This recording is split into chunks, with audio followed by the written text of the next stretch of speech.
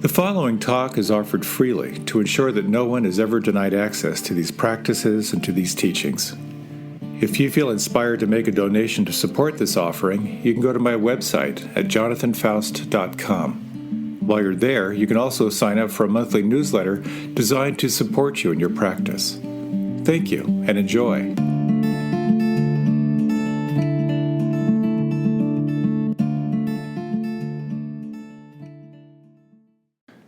Last month I had a long car ride, and so I thought I'd listen to a book on tape. And I pulled out a book that has been really well reviewed called Why Buddhism is True. I thought, well, I'm trapped in the car, I'll just listen to this dry, esoteric, treatise on Buddhist philosophy. And to my delight, the book started off with this long essay about the Matrix and basically said, this is pretty much all about the Matrix. Neo suspects that the world he's living in is more of a dream and there's something more, and then he's contacted by these rebels, and then he's given this choice. You can take the blue pill or the red pill. Take one and you're going to wake up, take the other and you'll go back to sleep. And that really is such a metaphor for each of us. And we kind of have this choice. I can just sort of stay in the trance, and live the life that I was sort of told what this life meant. Or I can really stop and pause and look really closely at the nature of reality and find out what's really true, find out my own sense of purpose. So in that note, I'd like to read one of my favorite poems by Mary Oliver that in many ways speaks to this inner calling that you have to be more awake and to be true to yourself. It's called The Journey. One day you finally knew what you had to do and began, though the voices around you kept shouting their bad advice, though the whole house began to tremble and you felt the old tug at your ankles. Mend my life, each voice cried, but you didn't stop. You knew what you had to do, though the wind pried with its stiff fingers at the very foundations, though their melancholy was terrible. It was already late enough, and a wild night, and the road full of fallen branches and stones. But little by little, as you left their voices behind, the stars began to burn through the sheets of clouds, and there was a new voice, which you slowly recognized as your own, that kept you company as you strode deeper and deeper into the world, determined to do the only thing you could do, determined to save the only life you could save.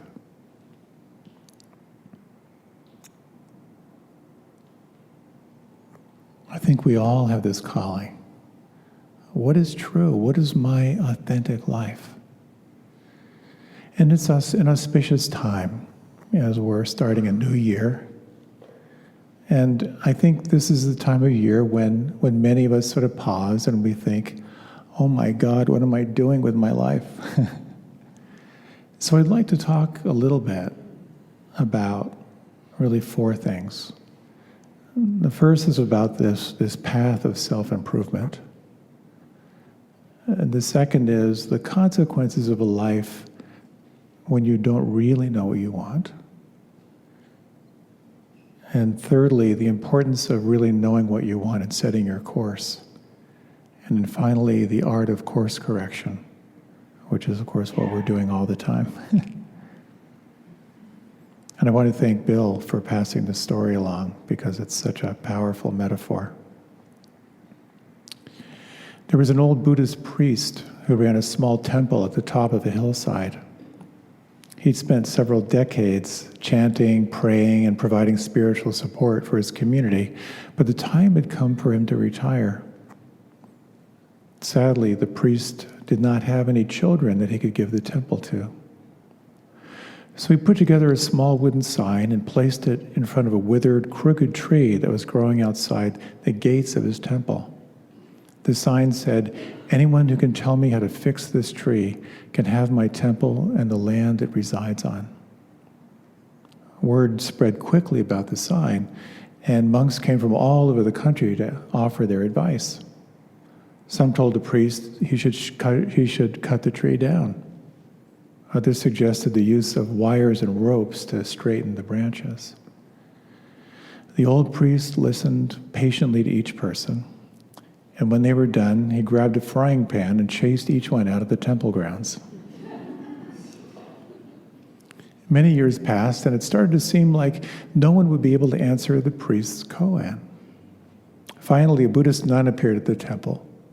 She'd been traveling for many days, and she needed a place to rest.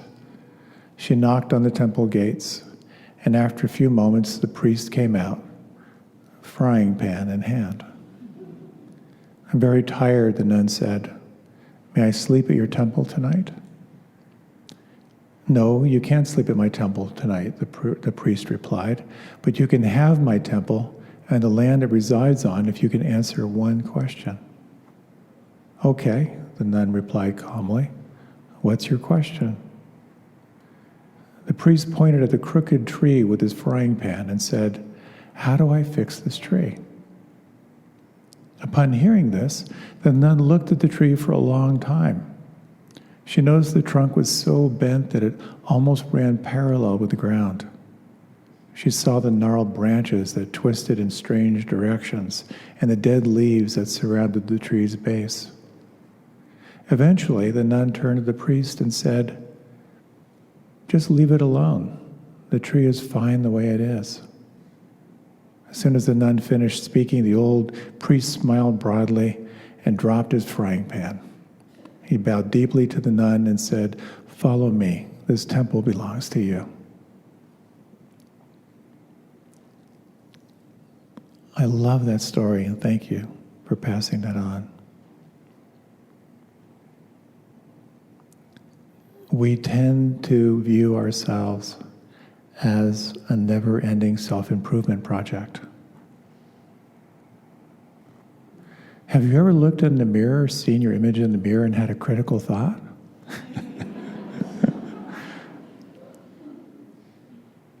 It's a very interesting question. What if we were able to view ourselves as that tree? And so it poses a huge paradox. What if everything is already okay? And this is a really interesting little koan to try on. So if you like, you can close your eyes. I'll take a few moments to explore this. You might feel the breath. Just notice where you feel the breath on the inside right now.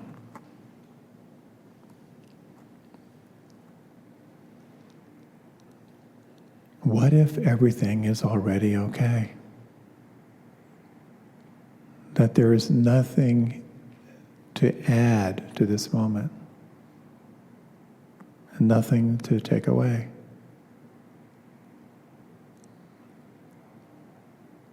When you contemplate this question, can you sense what it feels like on the inside? Everything is already okay.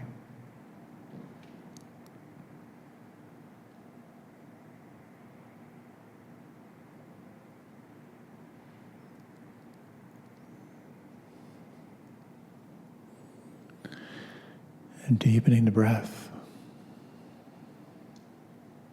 And when you're ready, you can open the eyes.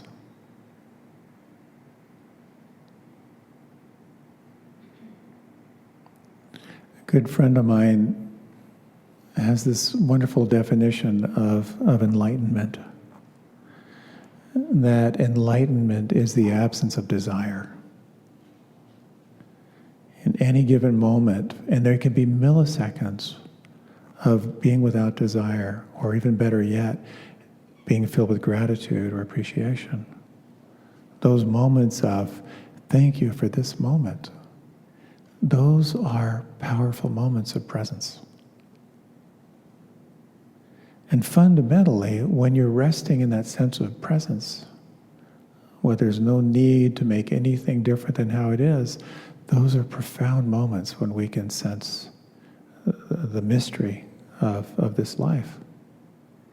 There's no clinch about life.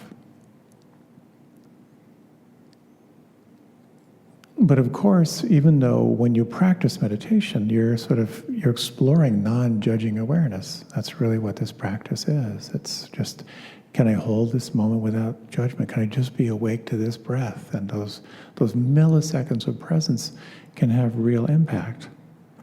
But of course, we fall back into the clench and to the perception that there's something wrong. There's either something wrong with me or there's something wrong out there.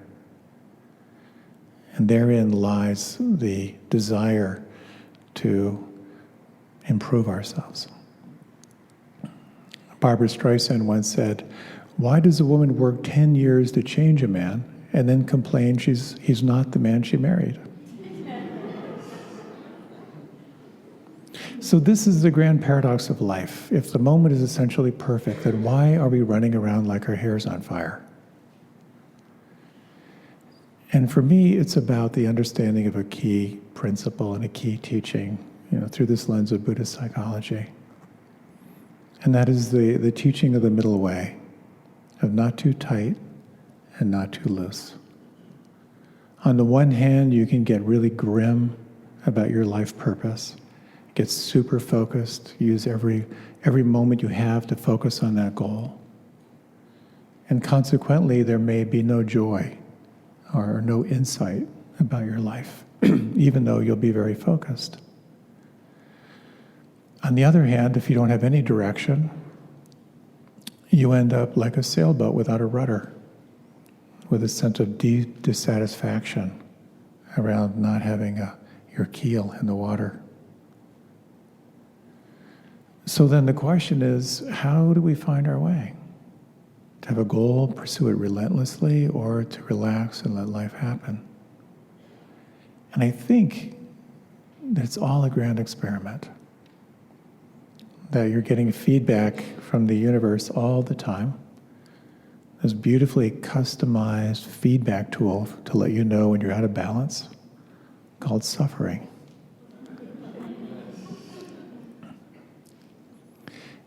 So when you live life without goals, it can be a very interesting approach to life. And there are some spiritual traditions where that is the practice.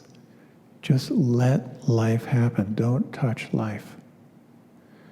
And I was reflecting on this, and in my younger years, I had some blank spot in my brain where I had some perception that I thought real travel was just going somewhere without a plan. Having a plan seemed some form of weakness to me. And I've had some amazing experiences. I had all my clothes and camping gear stolen when I was in southern France. And I had $300 for the summer. And I made my way to Toulon, one of the harbors in southern France, because I had met someone who said he was going to be on a boat preparing for a world tour, and I should come by and say hi. And so I just met these young folks on a sail. I couldn't find them. My friend Didier, I couldn't find him. So there were these guys had this trashy boat, and they would sneak out when the harbor master would come to collect, and then come back at night. And I slept on their boat at night. And had these amazing nights of just sleeping out in the harbor, and all the sailors who were in training would go drinking from bar to bar, all down the harbor at night. And how can you create an experience like that?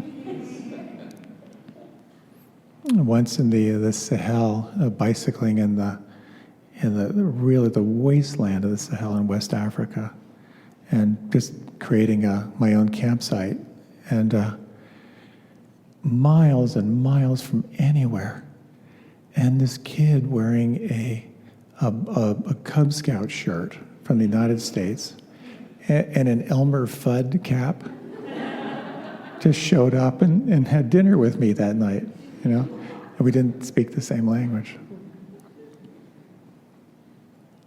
So you know those experiences when you don't have a plan and just things happen kind of out of the blue. You can design your life that way. And it can be a very interesting, very radical approach to life. But there's a shadow side to not knowing what you want and not having a destination. If you're not self-directed, there are plenty of other people who would like to direct your life for you. And they might even be the people who birthed you and raised you. Chances are good that your primary caretakers had a pretty strong sense of what you should do with your life. And if you're undirected, you take direction from those around you. Quite often, the direction they sense for you is very sensitive to your skills and can be very wise. Sometimes it's not. You have a completely different perspective of what you should do with your life. Miles Davis, his mother really, really wanted him to play the violin. She thought that'd be a lot more prestigious than this crazy jazz stuff he was doing. The writer, comedian Larry David, his parents really, really wanted him to get a job in the post office because they couldn't see him being successful in anything else. And honestly, many, many people that I get to share time with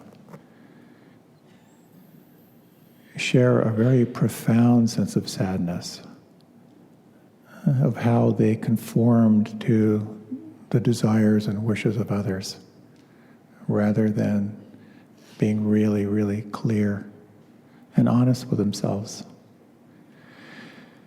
And in fact, the number one regret of the dying is, I was not true to myself. So when you engage into meditation or mindfulness or non-judging awareness, it's about paying attention to yourself through this lens of non-judgment.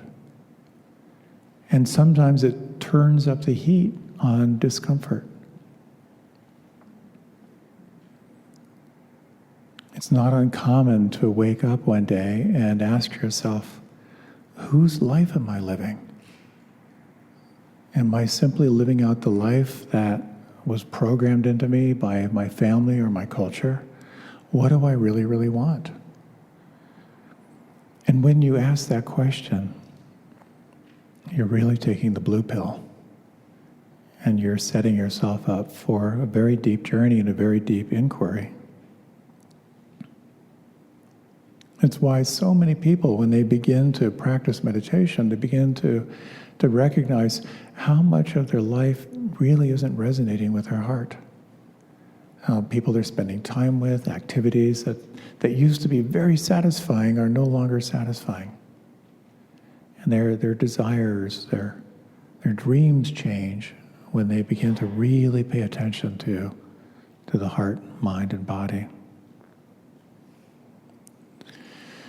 In the ashram where I lived for a couple of decades, in one of the stairwells, there was a poster, quote from Mahatma Gandhi. And it talked about Dharma. The word Dharma has a couple meanings. One meaning of the word Dharma is truth, like perennial truth. You know, the truth that was true thousands of years ago that will be true in the future. But it also refers to your path, to your particular path. And here's the quote. Better to try and fail at your own Dharma than to be successful in someone else's Dharma. And much of our unhappiness comes from a feeling of not being true to yourself. And so it opens up a real question. And the real question is, what do you really, really want?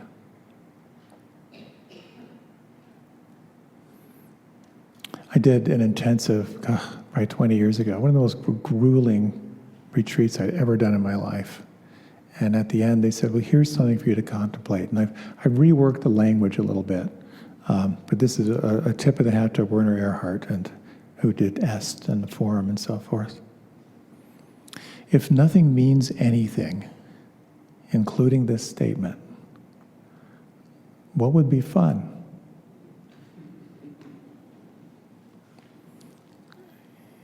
When you sense the answer to that, things get really interesting. So we're all moving through these steps of the hero's journey. There's a calling. Something calls you forth. You step on to the path. And then there are trials and tribulations, all kinds of setbacks, all kinds of insights and learnings. And ultimately insight and returning home. And so the question of what you really, really want can be dramatically enhanced by including one particular factor. It's the first description of the laws of reality, and that is impermanence. When you recognize the teaching of impermanence, or anicca in Pali, is the recognition that anything born out of causes and conditions is subject to change, which includes your body, your story, everyone you know, everything you love, everything you cherish, will one day disappear in no particular order, with no guarantees of how long. And this, of course, can be a very powerful tool. Knowing that your life will vanish can really help you tune in to how you want to live between now and then. So oftentimes when I'm in dialogue with people, it's oftentimes around their stress and their suffering, and oftentimes it's around not being true to themselves. So when I ask people about like their real true purpose and their real true calling, I get different answers. It's not uncommon. One person said, I've got 3 kids, 2 are in college, don't you dare ask me that question. Others have said, it's too late for me to be asking that question. I'm too locked into my student loans to make any changes now. My husband would never allow me to make a career change. I once asked someone this question and they said, I think it's going to rain tomorrow.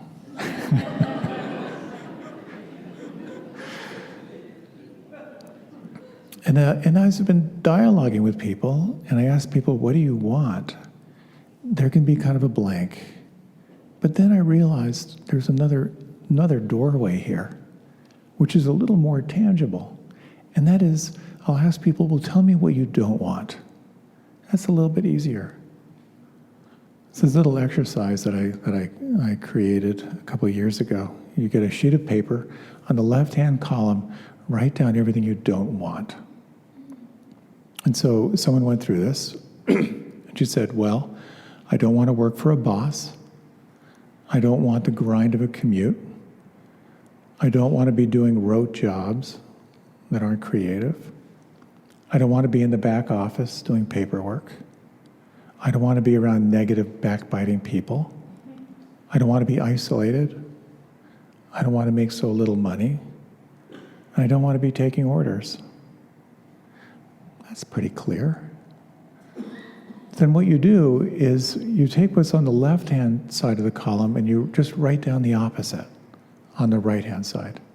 And so for her it was, I want to be my own boss. I want to work from home or live closer to where I work. I want to be creative.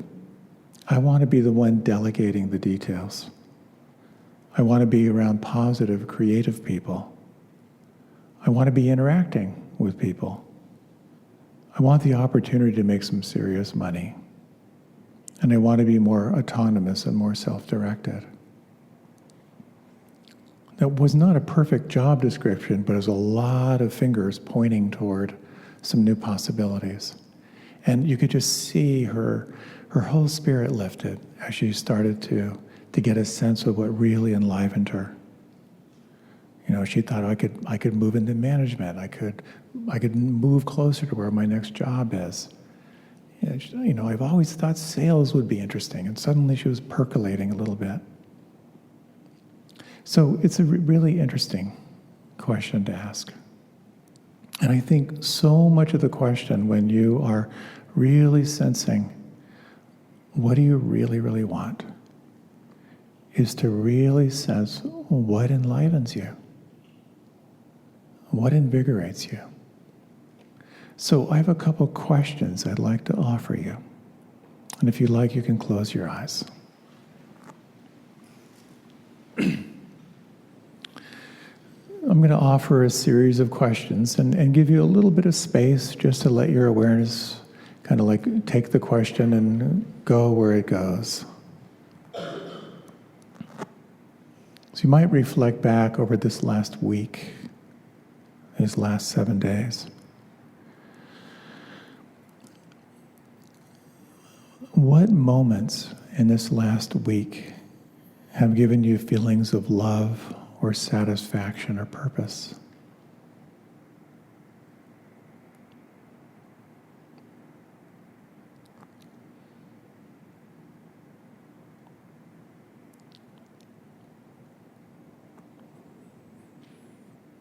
Over the last month or so, when have you felt the most lit up?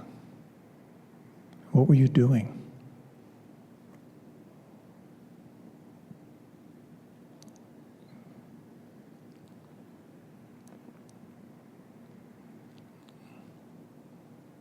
Through this last year, when were you the most alive?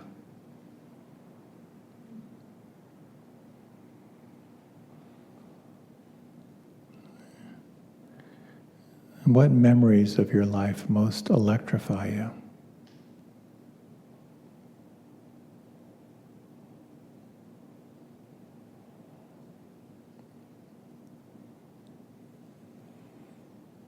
And one final question. If you never had to work again, and you were adored by all,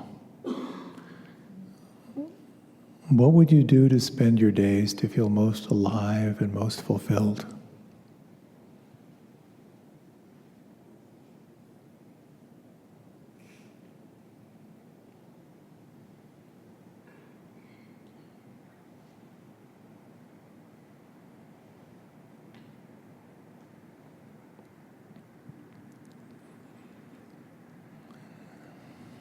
And just to reflect on what you may have sensed in your life through this inquiry. And when you're ready, you can deepen your breath. And you can let your eyes open.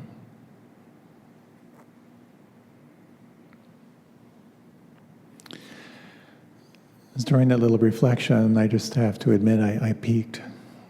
And I saw a couple of people sitting like this. And it really is that sense of really to ask, what enlivens me?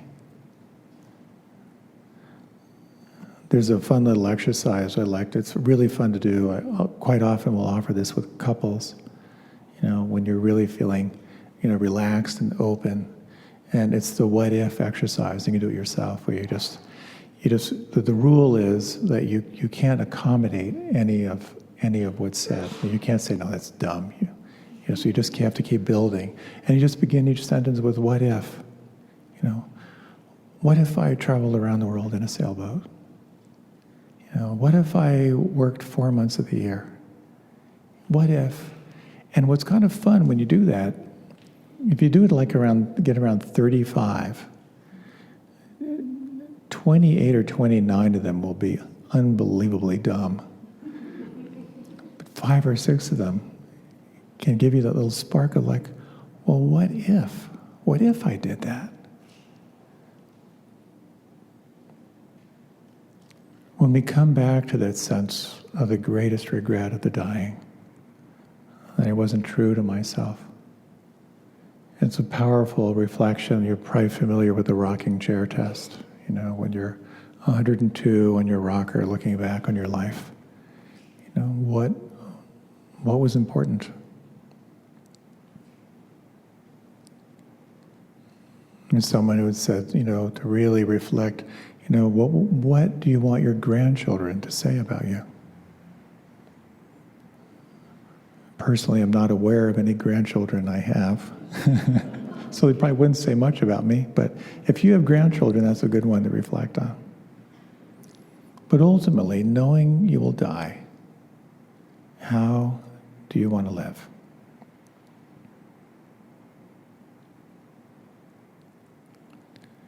When you have a sense of what's most important, it then becomes a question of refinement.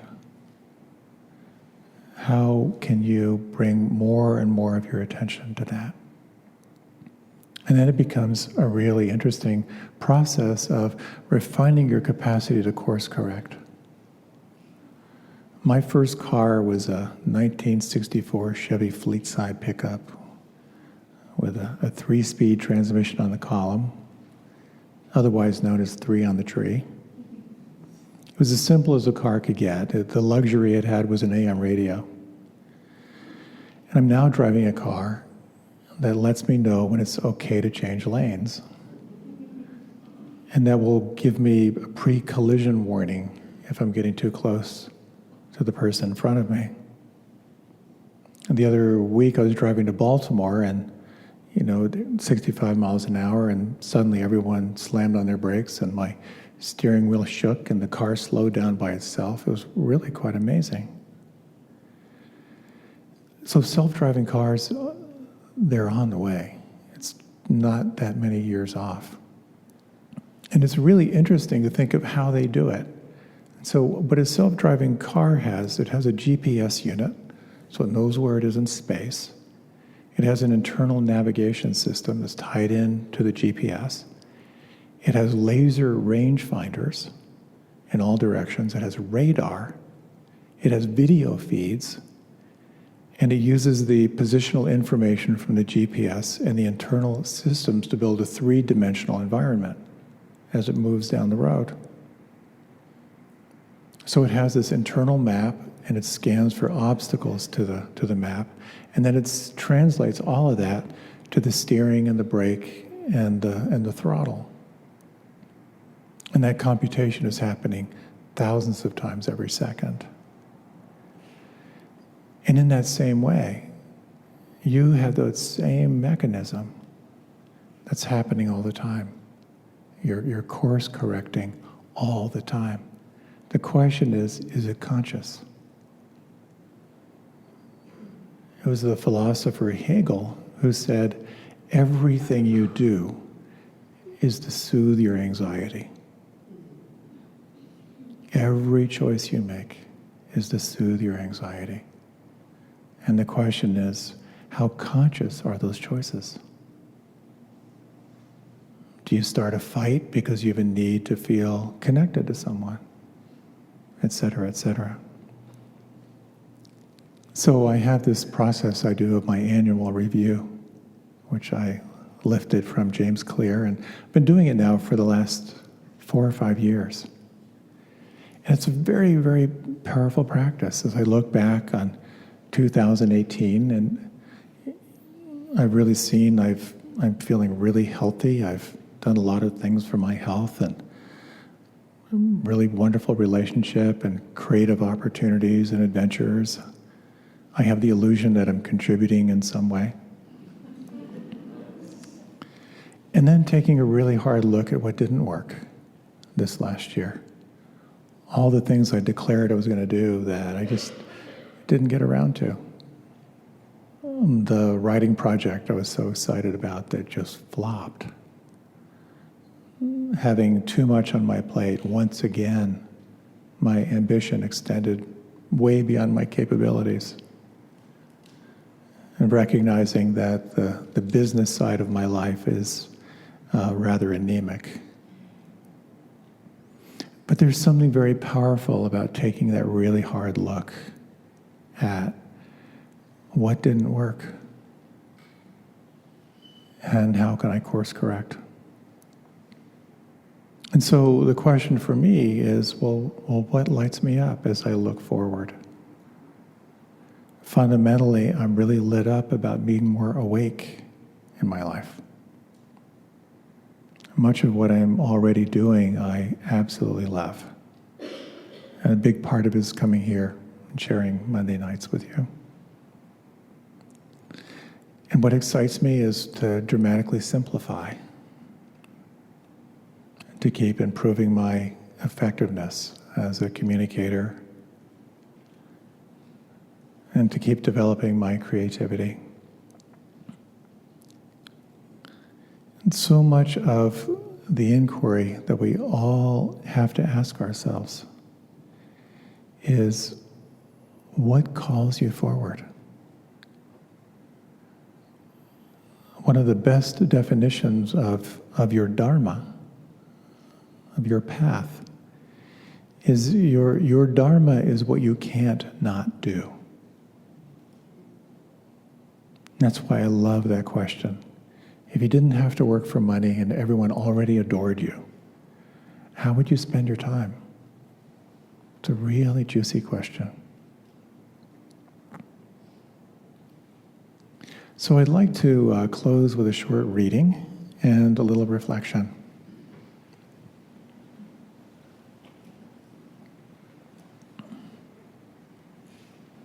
You might like to close your eyes.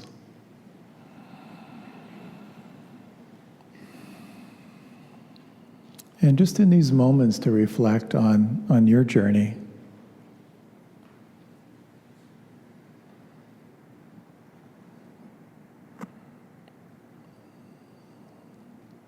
And a beautiful lens for your reflection is to reflect on what you're most grateful for in your life right now.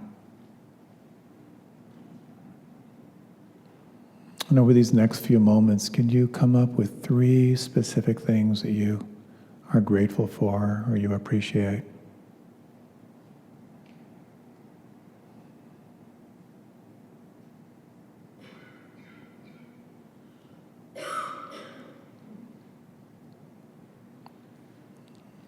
And can you sense how blessed you are in this life?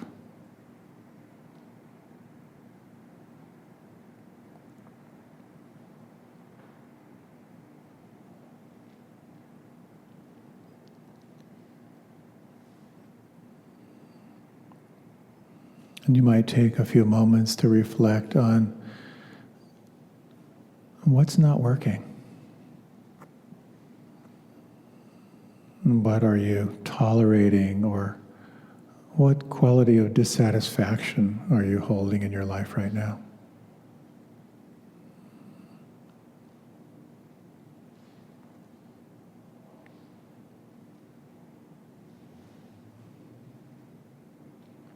And what are the lessons here as you reflect on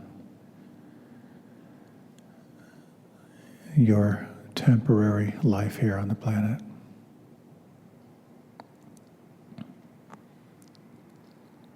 And finally, what enlivens you?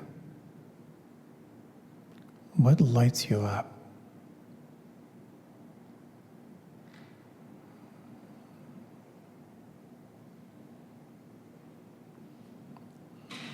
And what do you sense is calling you forward in your practice and in your life?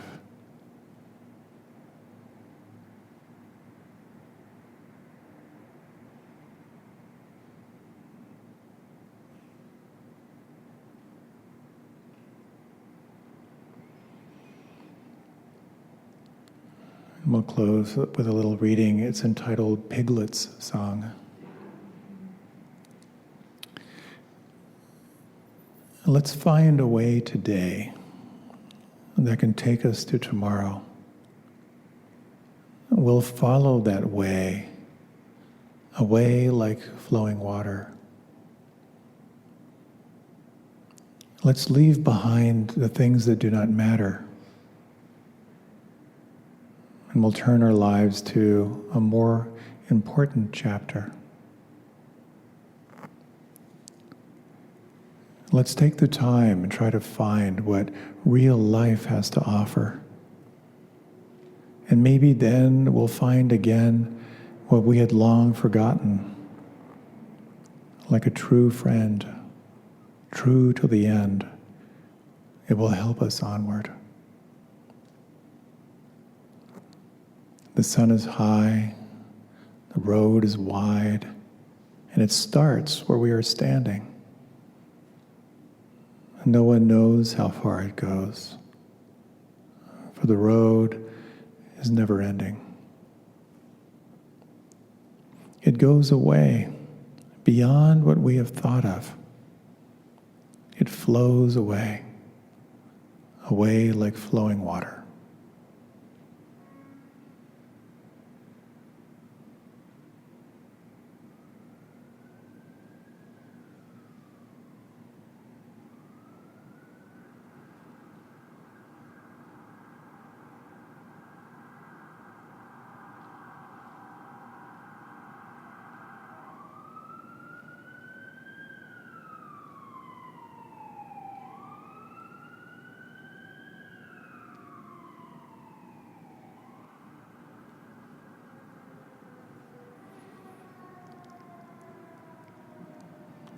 Deepening your breath, acknowledging the action out there. That was such a cool paradox, wasn't it? Just sort of that stillness and then the drama and the stillness. It's all right there in that moment. Thank you so much. It was great to see you tonight. I saw the cart going by with the cookies, so get some fuel on your way out there and take good care. Thank you.